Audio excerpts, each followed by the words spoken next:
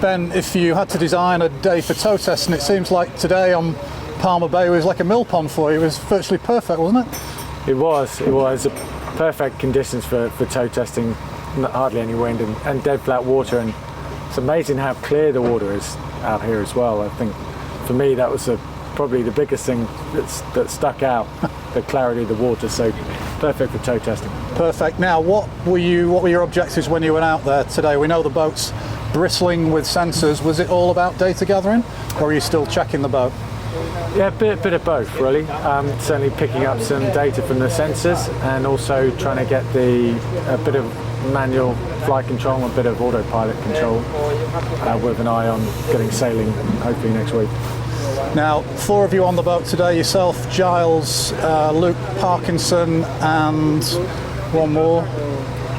Lee McMillan. So what was everybody doing on the boat? You and Giles were in the helming stations. What does everybody do on this small boat? Yeah, so you have two helms and obviously two pilots, 2 trimmers. But you know, depending where you are on the course and what manoeuvre you're doing, pretty much everyone gets involved. Certainly, you know, the helms get involved with different controls on the yacht. So again, the HMI is pretty important, and just trying out some different setups and some different personnel using different HMI at different times. So I think that would be an interesting feature as we develop with sailing these boats and then getting into the 75. 4 of you on the boat, but I feel like there was probably a lot more people involved in the testing today. Are you live linked back to the Mercedes base in the UK? Yeah, we are both here in Palma and also back to Brackley, and that's going to be an important shift for us, I think, trying to get that data back to Brackley and all of our engineers there. They're used to it in Formula One. I mean, we've done a little bit with the Cup, we did it in Bermuda, getting a lot of data back to Portsmouth where we were based then. So yeah, that's working really well for us. That link-up's fine.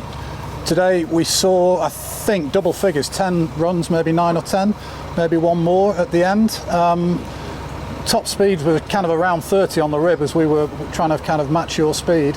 Is that what it felt like to you, speed-wise? Yeah, we were working for a range of different speeds.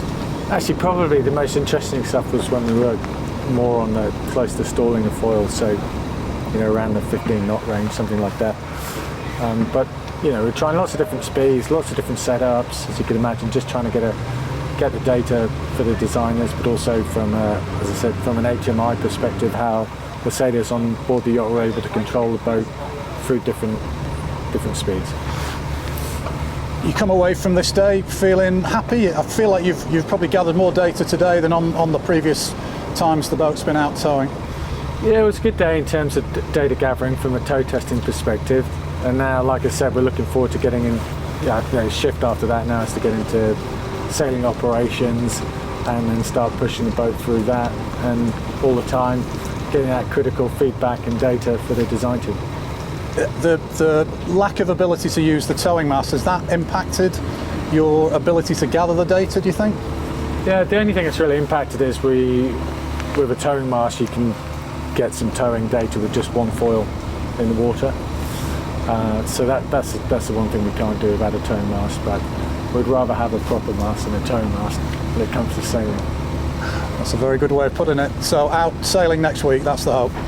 Yeah, that's what we're working towards now.